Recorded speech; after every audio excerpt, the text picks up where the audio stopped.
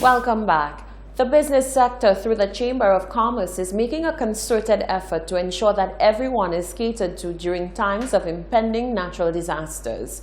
Executive Director of the Chamber of Commerce, Brian Louisi, says during such times, the Chamber encourages all personnel to follow the guidelines as strictly as possible.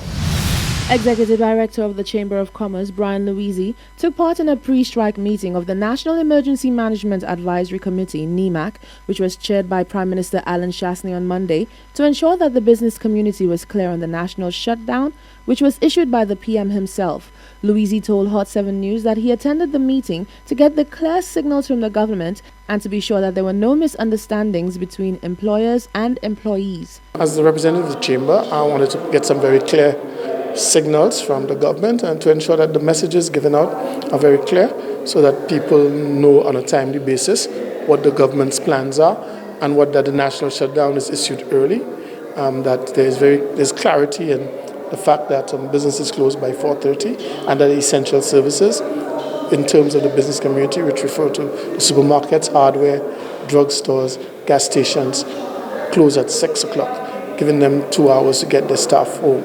We want to be very clear on that. We also wanted the government to make a clear statement to the public and the wider community that that the all clear will be issued by NEMO, and that all clear will come after an assessment has been done. On the matter of employers making possibly unreasonable requests from employees during the shutdown and during times of natural disasters, Louisi said the Chamber has made efforts to address the issue. The Chamber has run 2 business continuity planning workshops, and we've been advancing the whole issue of disaster risk reduction, where we're encouraging and have encouraged our members and the wider business community to look seriously at the risk the business face and the risk their staff face in terms of just not natural disasters, but all kinds of incidents that could negatively impact the business. We expect our members and the business community to take all measures to protect their staff and their property. And that includes being very considerate of their staff who is vulnerable, who lives in vulnerable areas, who lives a longer distance from work, who they need to let go early, who they need to check on immediately after an incident so that they can reopen their businesses on a timely basis and that they can continue to function. So we've spent quite a bit of resources over the last year pushing the message of business continuity and disaster risk reduction. And so we expect our members to be better informed, better prepared, and better organized. The national shutdown was discontinued at 10 a.m. on Tuesday morning. Reporting for Hot 7 News, I am Rochelle Gonzalez. Weather advisories usually detail information for fisher folk, informing them of sea conditions and advising them on what is needed to weather the storm. Post-tropical storm Dorian, the Hot 7 TV news crew touched base with local fisher folk to get a feel of the situation. An overall sense of calm was expressed after the adverse weather, with fisher folk even saying that after the passing of the storm, conditions seem perfect for fishing. It's a calm after the storm, and Hot 7 TV is touching base with our local fishermen to ensure that everything was secured during the passing of thunderstorm Dorian. We touched base with one fisherman, Mr. Lindroy Mitchell, and he gave us an exceptional update, what he was able to do to ensure that his boat was safe, and we're going to show you what he said. Together, all the fishermen, we got together and then everybody helped each other pull up the boats. Most people tied the boats to the trees and so on. So we took evasive action. We didn't wait for the storm to take that action. We pulled everything up, as you can see. All the boats are still up. Most of them are tied to the thing like mine. One Love is tied to that big almond tree right there. So I don't think we would escape if things had gotten bad.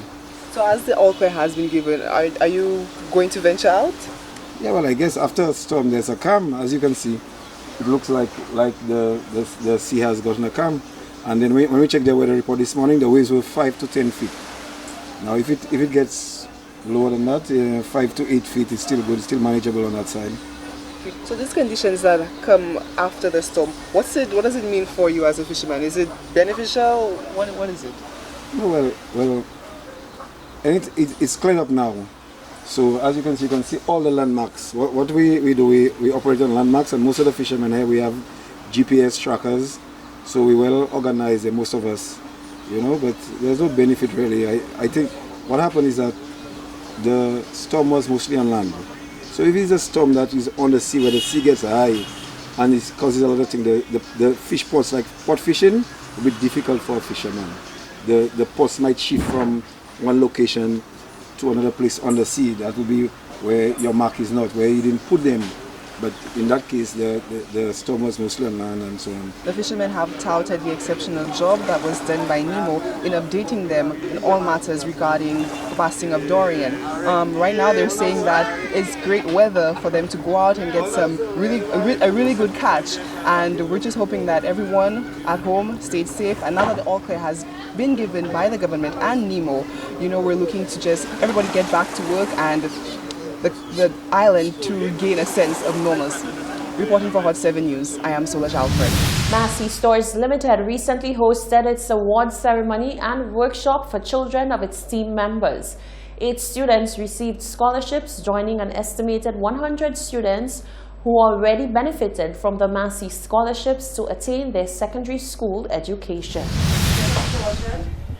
We can go ahead to start mingling. And we want to take some photos as well about showing up, for being here and for making today possible. Thank you to our organizer. Thank you to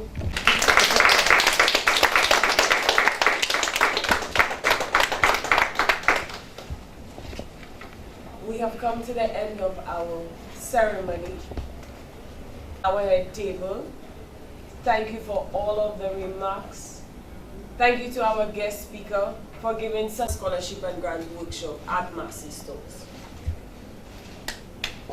You would like to see more from them, and you are proud to see that they made it here too. Okay?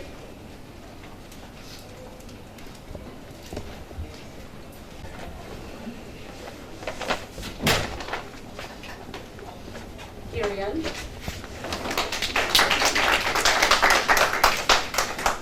Kirian, you want to say my thing? Akela.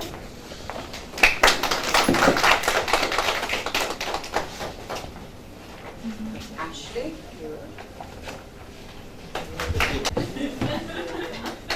Watch you guys.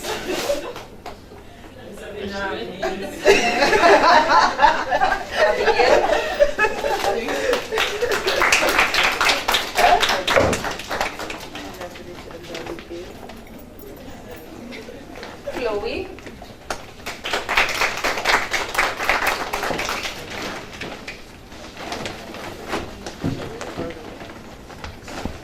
Sha.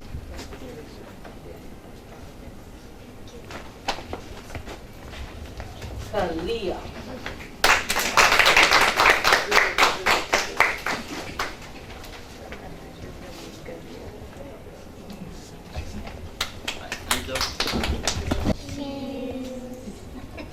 Do I think you block him, huh? So he can run a little. Thank you, sorry, I don't have names to call you. Okay, let's try again. Everybody say cheese. Cheese. Okay. All right, thank you. That's the cue. That's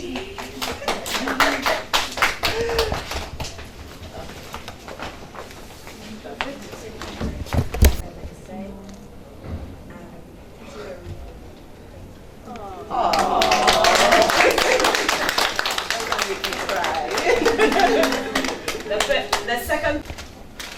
Now everybody must smile. Okay. I need to see teeth.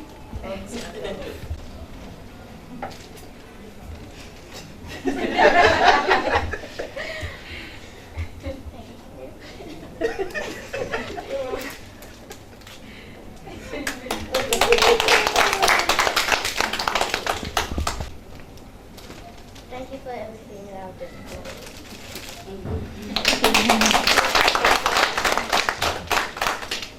The third. Thank you for everything I've done for you.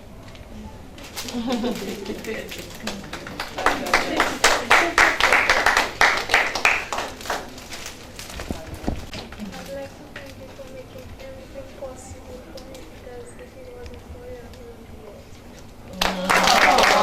here.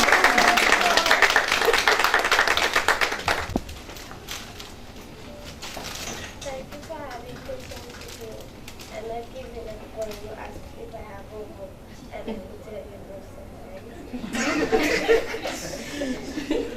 And you still help me when I didn't know what to do.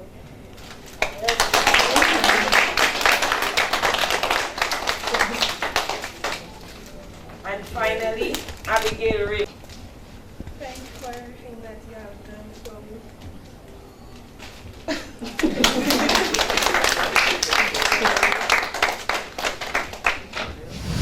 Prime Minister Alan Shastney expressed satisfaction with the turnout for the 3rd annual Roots and Soul Festival. The PM told Hot 7 TV News that the numbers speak for themselves in terms of success and that he is confident that the team behind the initiative have found the winning formula. Prime Minister Alan Shastney believes his administration has stumbled on the working formula for the St. Lucia Music Festival. The PM spoke to members of the media whilst enjoying the sounds of the Roots and Soul Festival over the weekend. Whilst expressing satisfaction with the overall turnout, he said the numbers who showed up at the events spoke for themselves. I think that we have a really solid product, and now it's just to continue to grow it so that we can get more people from overseas coming. Prime Minister Shastney said the formula would not stop with the music festival. He went on to say that the same amount of attention would be given to upcoming events to ensure their success. Roots and Soul, phenomenal success this year, and I'm really looking forward to the Creole Festival. Then we have National Day, where we'll be having the horse racing event, which will hopefully become an annual situation. We're looking to expand the All Year's Night Fete in the Rodney Bay area. And then we have Back to Independence. The PM was especially proud to highlight the platform given to local acts to allow them to shine on the big stage. I think that I'm not going to take anything away from the Jazz Festival in terms of the impact it had in St. Lucia. Certainly in improving the quality of production, because I remember in 1991 it was horrible. So we've come a long ways, and you go on the backstage and it's all St. Lucians that are doing the sound, the lights and the staging. And then now also in terms of being able to put our music on a world-class platform, that's what it's really all about, because at the end of the day we're in the export business, and exports are not just bananas, but it's our talent, and exporting it so that it can earn foreign exchange, at the same time promoting this destination. Prime Minister Shastney expressed hopes to turn St. Lucia into the events mecca of the Caribbean. Reporting for Hot 7 News, I'm Rochelle Gonzalez. This is the Hot 7 TV Nightly News. We do apologize for the unavailability of the sports news with Tennyson Glasgow, but let's take a look at the weather.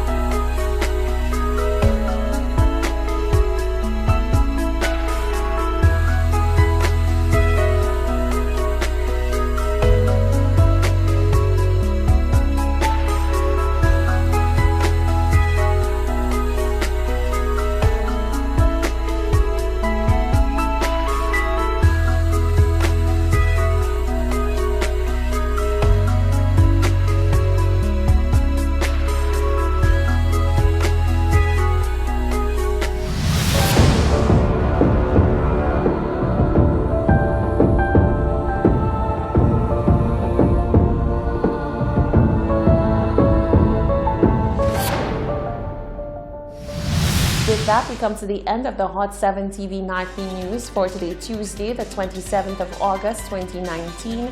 I'm lovely St. Amy Joseph on behalf of the entire team. Good night and thank you for joining us.